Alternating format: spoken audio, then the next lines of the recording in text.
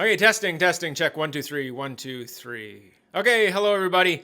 Thanks to everybody who tuned in my last video, and also thanks to everybody who checked out my Metar Auto logbook. In this episode, I'm going to take you guys over to Saltspring Island. I had a day off, and I went over in the Caravan and flew back in the Turbo Beaver. I was just a passenger, but I got it all on video. So I'm going to take you for the ride and tell you a little bit about Saltspring Island. I'm also going to give out a couple coupon codes, or one coupon code, for my Metar Auto logbook. So stay tuned for that. Here we go.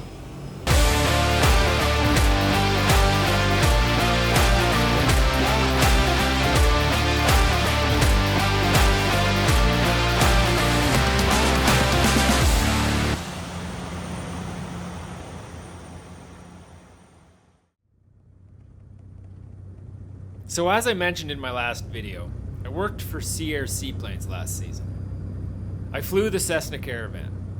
One of the perks of working there is that they give staff free standby flights to their scheduled destinations.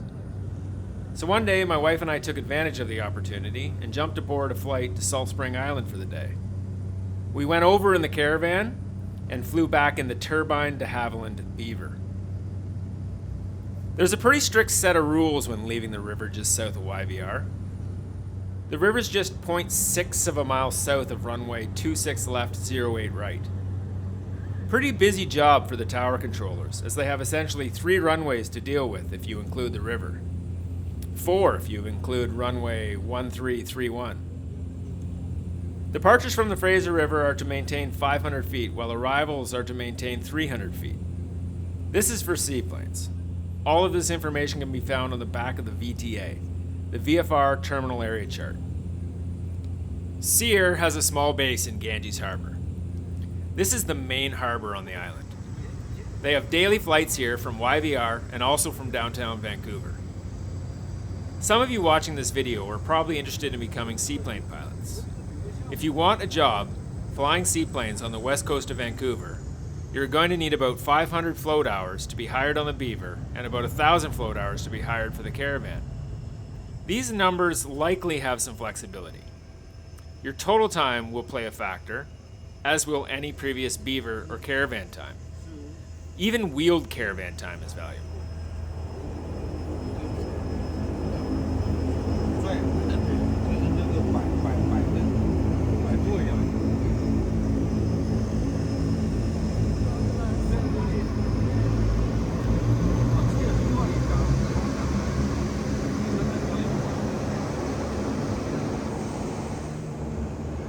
Hi everyone, my name is Jamie. I'm one of the pilots at Seaplanes, and today I'm out on Saltspring Island having a little bit of look around. It's a Saturday, it's one of my days off. So we started at Salt Spring Coffee, and then we went and checked out the flea market at 9 o'clock, and this afternoon we're going to use the bus service and we're going to do a bit of a tour around the island. The farmers market is only on Saturdays starting around 8 or 9 a.m.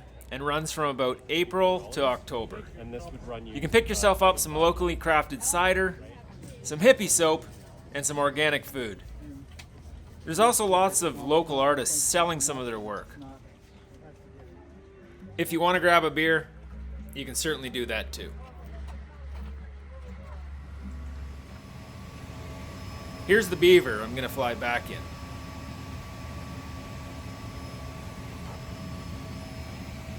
We've got 2 or 3 hours before it comes back, so I'm going to take you up to Vesuvius Bay. Saltspring Island is located to the east of Vancouver Island, in a group of islands called the Gulf Islands. It's a laid-back, artsy island known for its dense forests, ocean views, and small coastal communities. It's the largest of the southern Gulf Islands, roughly 27 kilometers long. And you can reach it via BC ferries from Vancouver Island or the Lower Mainland. So I've been talking a little bit about mental health in my last few episodes. This is a flying channel, but if you want to keep flying, you need to keep passing your pilot medical. Disease is not something that just appears. It's likely been manifesting for years. But we only acknowledge disease when it reaches a clinical level. I would tell people that I have cancer or I have colitis. as if it's something external that's occupying me. But disease doesn't occupy you. It is you. And this is good news, because it means we can participate in the healing process, and that we have the authority to change it.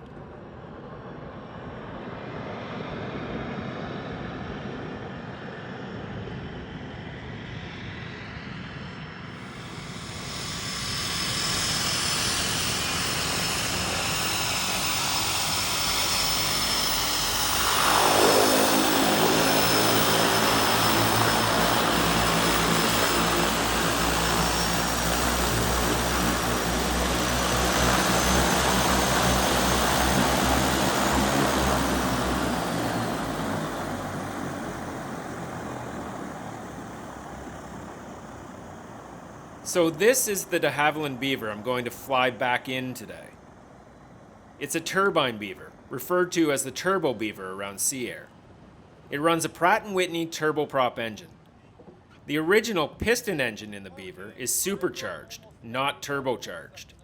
Both of these devices are forms of forced induction, meaning they compress the air entering the engine cylinders. This ensures the engine can maintain its full sea level power even as the plane climbs to higher altitudes where the air is naturally thinner. The crucial difference between them is how the compressor is powered. A supercharger is mechanically driven.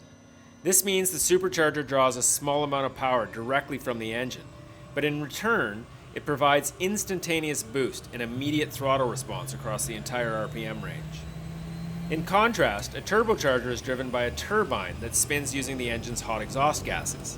It uses energy that would otherwise be wasted, making it more fuel efficient. This Beaver does not have a piston engine. It has a turbine engine. Don't confuse a turbocharged piston engine with a turbine engine.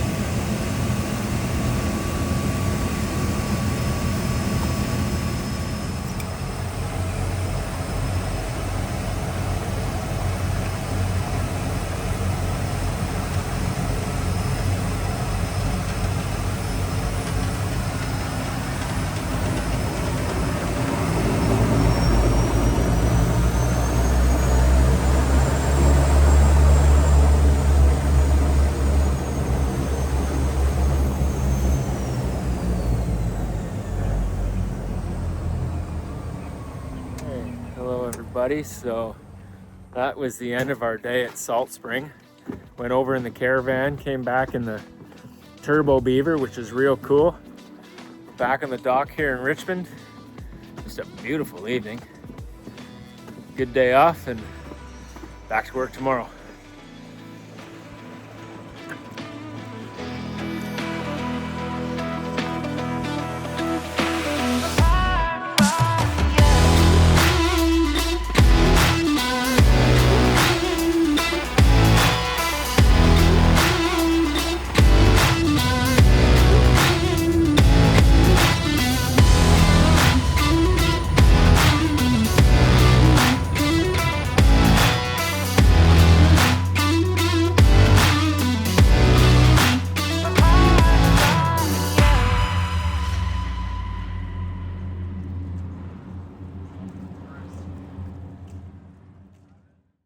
Oh, you're still here. I bet you're looking for a coupon code. You can use the coupon code BEAVER30, and that'll get you 30 days of free fuel at mentarauto.com. And if this is your first time here and just first time hearing about the Logbook, you can go back and watch my last video, and there's some coupon codes there to get you started as well. Also want to thank everybody who gave me feedback after my last video on my Logbook. Appreciate that. I've since added a little bit better breakdown of engine time by type in the totals page. I've also increased the number of takeoffs and landings that you can select. And I've also added a ski section to the entry page. So all you ski pilots out there, you can easily add that to your Logbook too. So again, it's just a web app. So you'll need to access it through Google Chrome or Safari or something like that. But I think it's pretty simple, and that's the way I want it to be. So if you want to give it a try, that'd be great. Helps me out and supports me. Thanks again for tuning in. See you in the next one.